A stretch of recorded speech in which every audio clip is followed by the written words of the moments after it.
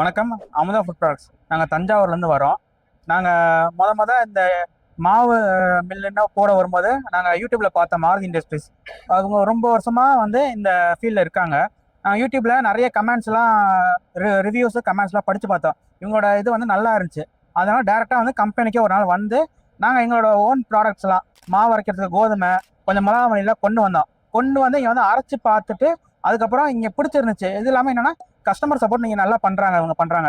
அதனால இவங்ககிட்டே நாங்கள் machine book பண்ணிட்டோம். நாங்கள் என்ன மிஷின் ஆகிருக்கோம்னா டபுள் ஸ்டேஜில் 14 இன்ச்சு டயாவில் பல்வரைசர் வாங்கியிருந்தோம்.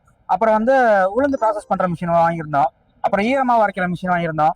அப்புறம் சிங்கிள் ஸ்டேஜ் பல்வரைசர் வாங்கியிருந்தோம். அப்புறம் இப்போ புதுசாக அவங்க போட்டிருக்க இந்த மசாலா அரைக்கிற மிஷினை வாங்கியிருந்தோம். அந்த மசாலா அரைக்கிற மிஷின் என்னன்னா நம்ம இதில் போடும்போது பிளேட் மில்ல போடும்போது மசாலா சூடாகும். என்ன ஆகும்னா லைட்டாக கருப்பாயிரும். அந்த தொல்லை எங்களுக்கு இல்லை. மசாலா அரைக்கிறதுக்கு நம்ம பல்வரைஸ்ல போடும்போது நல்ல அந்த ஒரு கிரெயின்ஸும் வந்துடுது, சூடாகாம கருப்பாகாம வருது. ஏன்னா நம்ம மசாலா அரைக்கும் போது வறுத்துட்டு அவங்க வர கூலியார வரது சூடாகவே கொண்டு வருவாங்க. பிளேட் மில்ல போடும்போது மிளகாத்தூள் கருத்துரும், அதுக்கு சண்டை வரும் நம்மளுக்கும். அதனால என்னன்னா இந்த மிஷின் இருக்கிறது ஈஸியா போயிடுது நம்மளுக்கு.